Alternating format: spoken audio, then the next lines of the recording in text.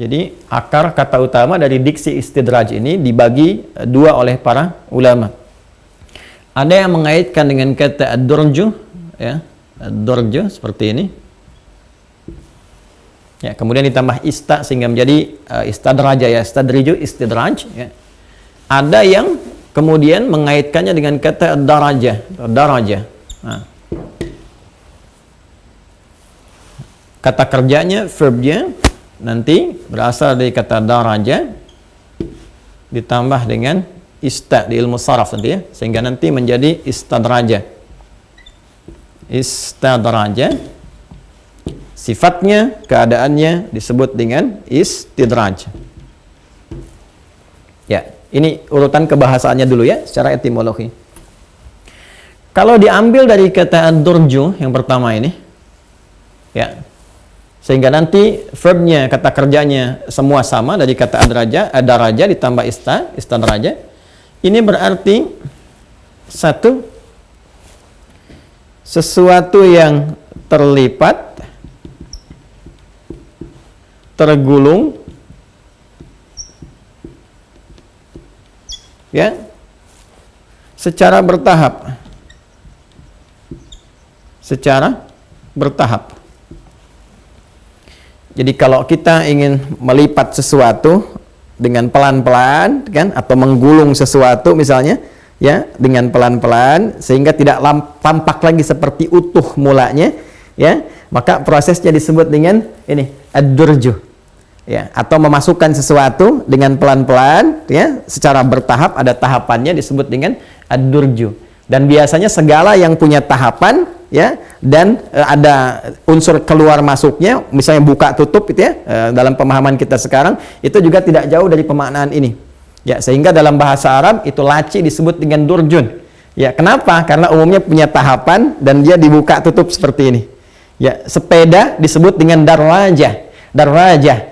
Kenapa? Ya, karena dalam sepeda itu dia menggulung, ya, seakan seperti menggulung sesuatu, ada putaran-putaran seperti menggulung secara bertahap yang melahirkan gaya yang kemudian ada gerakan-gerakan tertentu. Jadi secara dasar pemaknaannya sesuatu yang dilipat, sesuatu yang digulung secara bertahap sehingga menghilangkan bentuk asalnya, ya, hilang keadaan seperti semulanya, tidak tampak seperti bentuk aslinya. Nah, itu disebut dengan apa? Ad-durju. Kalau kita ambil secara bahasa, kata kerjanya seperti ini, ditambah dengan ista, ya, proses untuk mendapati sesuatu, sehingga menjadi istadraja, ya, artinya proses upaya untuk mendapatkan sesuatu, ya, yang dengan mendapati itu tergulunglah apa yang didapatkan sebelumnya secara bertahap, ya, pelan-pelan, ya. Dalam konteks kehidupan kita, kalau kita ingin katakan secara kebahasaan, misalnya istadraj itu, misalnya arraya, saya menggulung, ya, bendera ini secara pelan-pelan. Jadi saya lipat, dan saya gulung begini sehingga tidak tampak lagi bentuknya seperti asli, ya, seperti sedia kalanya.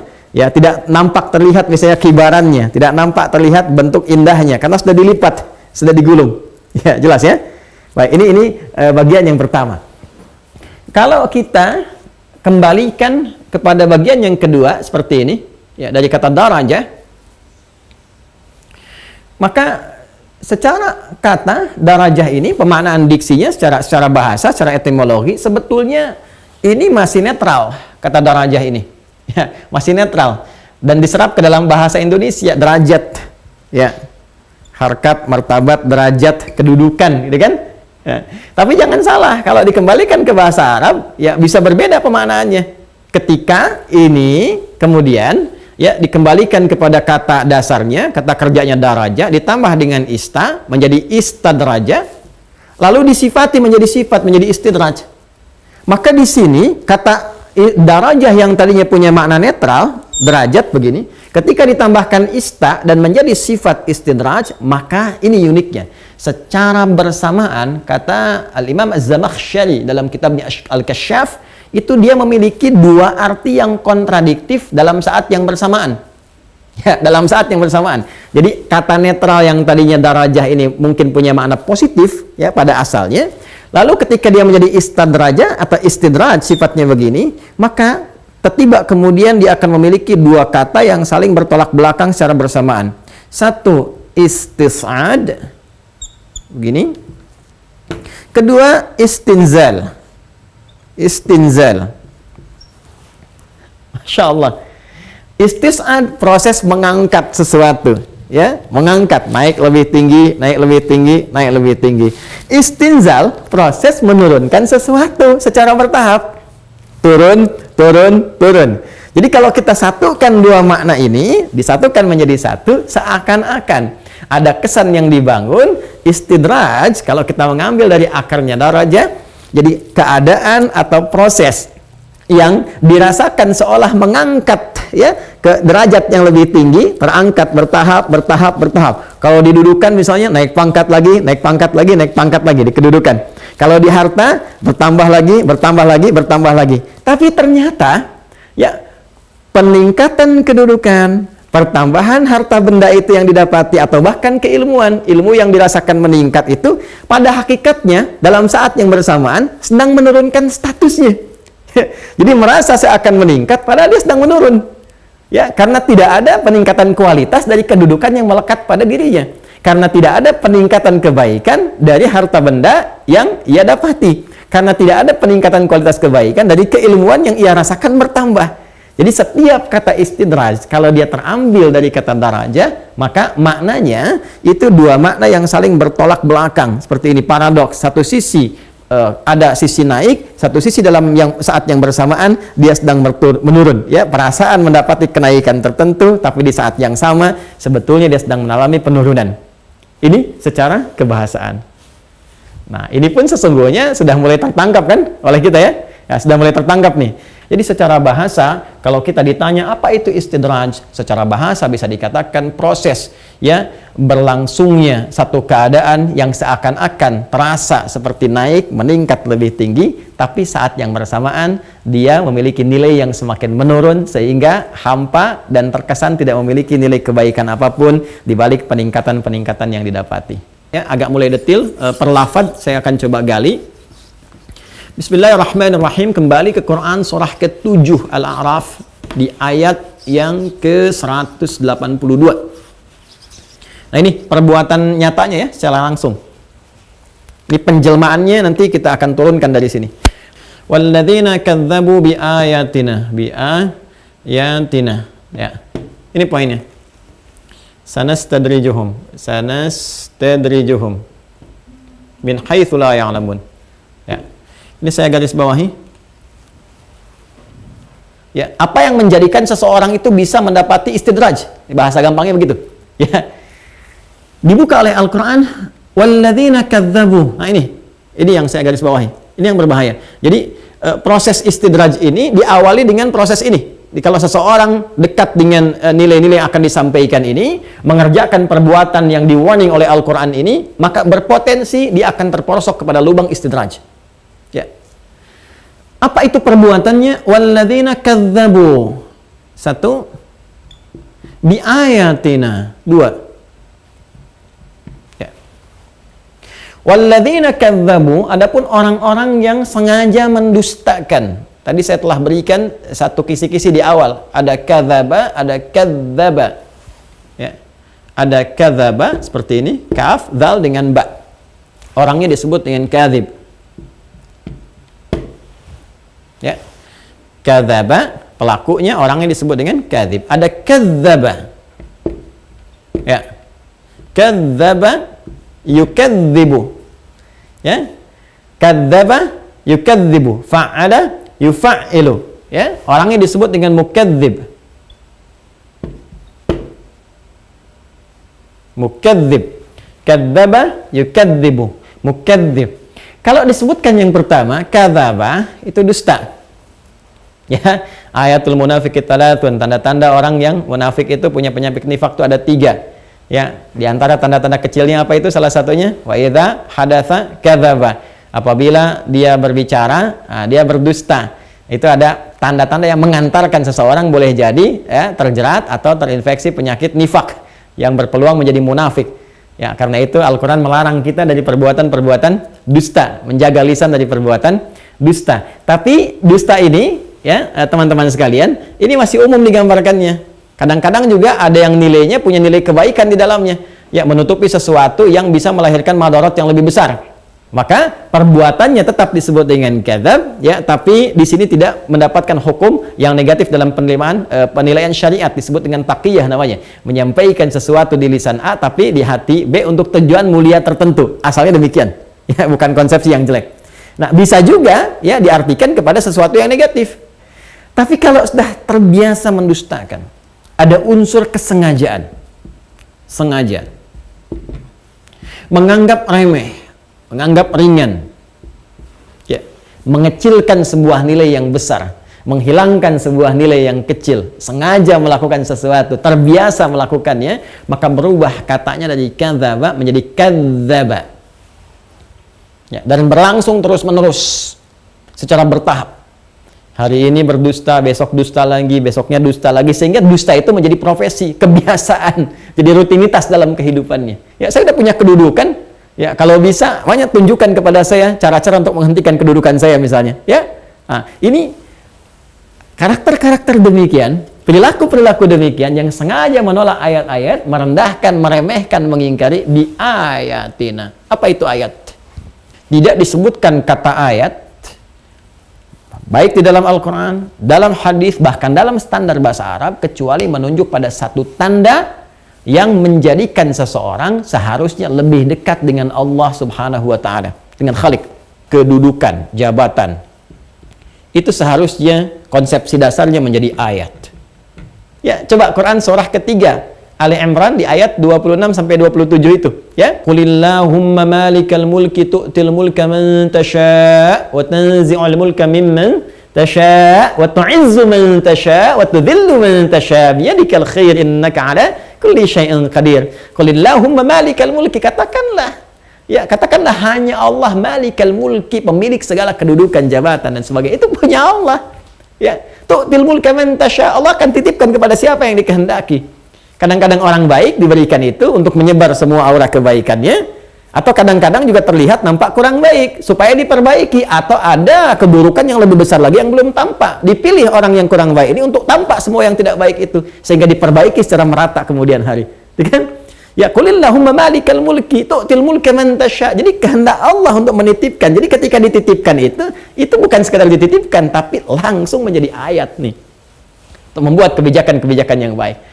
Jadi hati-hati kalau kita dititipi kedudukan level apapun, ya, baik di perusahaan kah, atau dalam level pemerintahan kah, atau dalam level kehidupan sosial kah misalnya, tapi kemudian dengan itu semua kita bergeser dari nilai-nilai kebaikan, lebih memilih yang penting mempertahankan jabatan, menunjukkan kehebatan, keperkasaan, menantang segala hal, menepikan nilai-nilai kebaikan. Nah, hati-hati kalau kita menikmati semua itu dan rasa keinginan selalu ingin mempertahankan, selalu ingin menambah, selalu ingin lebih tinggi, tapi tidak ada nilai-nilai kebaikan di dalamnya, maka itu tanda-tanda pertama itu ada istidraj. Awas ya, awas, hati-hati. Makanya saya sering memberikan nasihat tuh, ya, kalau dalam konteks jabatan, kedudukan, hati-hati, hati-hati, hati-hati. Ya, kadang-kadang ya bahkan caranya saja sudah ada yang salah gitu, ada yang datang ke dukun, ke paranormal, ke macam-macam. Ya, kemudian juga ya budaya saling menyingkirkan, misalnya sebut budaya dalam tanda petik, ya, menyingkirkan, menyungkurkan macam-macam demi untuk sebuah jabatan yang ketika didapati ini semua nggak ada nilai positifnya. Ketika ada di antara umat Nabi Muhammad SAW, ya, yang terlihat tanda-tanda ada istidraj dalam kehidupannya, misalnya apapun itu, mesti akan ada bersamaan dengan itu yang mengingatkan supaya mengembalikan kepada nilai-nilai kebaikan, sehingga nanti pertanggungjawaban di hadapan Allahnya, ya, itu menjadi menyeluruh dan nggak ada alasan lagi. Aku nggak ada yang ingatkan, ya Allah, itu ada si fulan tuh, ya. Kenapa ketika dia ingatkan, ya kamu tahan, kamu tolak, kamu kecilkan, kamu rendahkan, misal, gitu kan? Nah, ini yang pertama, teman-teman sekalian. Ya, maka kalau ada pegawai di kantor misalnya tiba-tiba mengingatkan kita pada nilai kebaikan, boleh jadi itu kasih sayang Allah. Kenapa mesti kita? Kenapa harus dia yang ada di kantor kita misalnya? Dan demikian seterusnya. Ya, ada di harta benda. Kata Imam Ibnu Katsir tadi kan disebutkan, ya, innahu yuftah lahum abwabal rizqi. Ya, boleh jadi istidraj yang kedua itu melekat kepada bentuknya nanti ada yang masuk lewat rizki.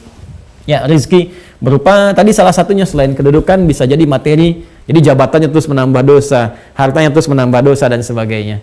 Baik, ya. Nah, sehingga suasana kehidupannya gelap. Kegelapan inilah yang diungkapkan di ayat 39-nya. Ya, Al-An'am ayat 39, coba lihat kalimatnya. Ya, kalau di Al-A'raf 182 walladzina kadzdzabu biayatina, Al-An'am ya, yang ayat 39 juga walladzina kadzdzabu biayatina summu wa bukmun, ya, summu wa bukmun fidz dzulumat. Allahu akbar. Hati-hati. Dan nanti ada orang-orang yang terkena istidraj. Kalau kita tafsirkan dengan ayat ini, terkena istidraj di antara tandanya mereka mengabaikan ayat-ayat Allah dari semua titipan nikmat yang diberikan kepada mereka. Mereka abaikan norma-norma kebaikan. Summun, ya, summun. Ini ditafsir disebutkan an sama'il haqqi, ya. Jadi summun mereka itu tuli, nggak bisa mendengar nasihat-nasihat kebaikan. Ya. Kemudian bukmun, ya, itu bisu. Jadi ada dua sisi ini. Jadi sudah nggak peka kepada kebenaran. Jadi kalaupun ada nilai-nilai kebenaran nggak bisa diperjuangkan dengan jabatannya. Hati-hati ya. Nggak ada nilai kebaikannya. Jadi kan di dalam Al-Quran hal-hal yang menyimpang dari kebaikan sudah digambarkan dengan zulumat, minal zulumati ilan nur, dari kegelapan kepada cahaya. Ya, harta benda juga begitu. Jadi oleh Allah diibaratkan orang yang punya kehidupan mewah, fantastis, harta dan sebagainya, tapi tidak memberi manfaat, maka zulumat, seakan-akan dia tinggal dalam suasana gelap. Ya, tinggal dalam suasana gelap. Maka nanti di surah Al-A'rafnya, kalau kita kembali ke ayat sebelumnya, di ayat ke-40-nya, kita akan dapati kadzdzabu biayatina wastakbaru anha. Ya, mereka orang-orang yang mendustakan ayat-ayat itu, sengaja menepikannya sehingga berlangsung istidraj dalam kehidupan mereka dan merasakan hebat, ya, merasakan kesombongan dengan semua itu, dengan tidak mengindahkan nilai-nilai kebaikan, maka ulaika ashabun nar, maka mereka itu Allah akan ancam kalau nggak sempat bertobat selama hidupnya, boleh jadi akan jadi teman di neraka, ya, teman neraka dalam kehidupan abadinya kelak saat di akhirat. Jadi kalau boleh saya simpulkan dari turunan ayat-ayat ini secara singkat, ya, kalau kita belajar dengan singkat, kita maknai kalau ditanya apa itu istidraj, kita jawab bahwa istidraj adalah satu kondisi ketika seseorang merasakan penambahan nikmat, ya, nikmat-nikmat yang kasat mata, bahkan diraih secara mudah, baik itu kedudukan, harta benda, pengetahuankah, atau sejenisnya, tapi dalam saat yang bersamaan, semua titipan-titipan nikmat itu tidak memberikan nilai-nilai positif dalam kehidupannya yang disertai dengan pengingkaran terhadap semua arahan-arahan, nasihat-nasihat, dan pengingat-pengingat yang mengarahkan dia untuk memanfaatkan semua nikmat itu pada nilai-nilai kebaikan.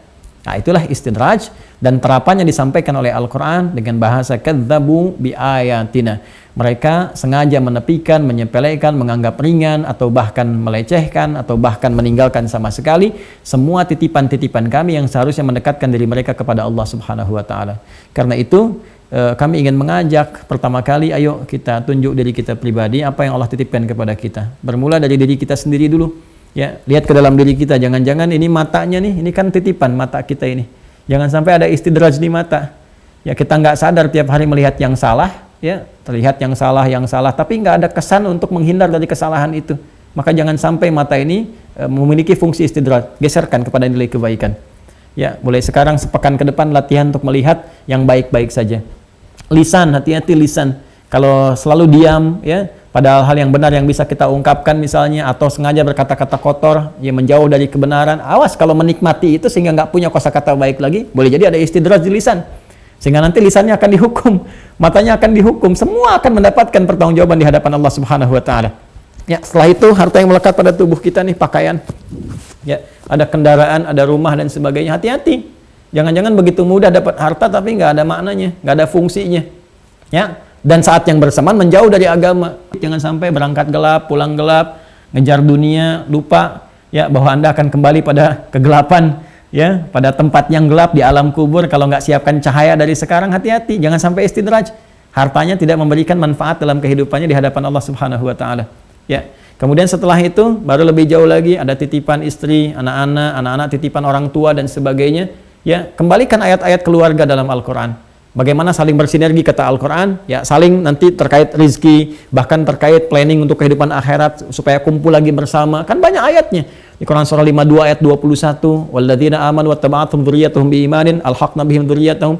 Kalau orang tua dengan anak-anak kompak semuanya, beramal soleh, memelihara iman, kami akan kumpulkan kelak di akhirat nanti. Wa ma alatnahum min amalihim min syai' kullu imrin bima kasaba rahin. Kami nggak akan menyia-nyiakan planning mereka itu, ya. Tapi ini pilihan bagi mereka. Kalau mau silahkan, kalau tidak ya pilihan masing-masing, kata Allah. Dan mereka akan bertanggung jawab di hadapan Allah Subhanahu wa Ta'ala. Setelah itu sesuai perannya masing-masing. Ya, mungkin ada peran di level-level keluarga, level terbatas di tingkat daerah, ada peran di level-level nasional atau lebih besar lagi. Semua itu titipan Allah. Jadi nanti selalu ada dua sisi. Satu agen kebaikan yang mungkin dititipkan para dai, ustadz, ulama, ahli ilmu ya untuk mengingatkan, saling mengingatkan satu dengan yang lainnya. Sisi lain ada aspek yang memang harus diingatkan supaya amanah-amanah yang melekat kepada mereka dengan rasa cinta, ingat ya. Dengan rasa cinta, bukan karena kebencian atau karena keinginan ini kedudukannya supaya hilang, hartanya supaya hilang. Na'udzubillah, bukan itu maksudnya. Ya, awas kalau ada kesan itu pun salah juga dan lebih fatal karena ada sifat iri hati di dalam dirinya. Ya, hasad, yaitu yang sangat berbahaya dan hasad, yang sangat bisa menjerumuskan. Karena itu akan muncul di saat yang sama agen-agen kebaikan, bahkan dalam hadis disebutkan ini sampai Isa bin Maryam turun. Jadi sampai menjelang kiamat selalu ada fenomena seperti ini. Ya, di dalam tafsir kalau Anda buka tafsir dari ayat 181 Al-A'raf sampai 182, 181-nya agen kebaikan. Wa mimman khalaqna ummatun yahduna bil haqqi wa bihi ya'dilun. Ya, jadi Anda akan dapati sampai hari kiamat kata Nabi. Ini kalian nih, di antara kalian akan ada yang diberi tugas untuk mengingatkan, mengajak kepada kebaikan-kebaikan. Kita semua. Ya, sisi yang lain akan ada objek dakwah juga. Sebagian orang yang terjerumus kepada sifat istidraj, jangan biarkan itu saudara kita.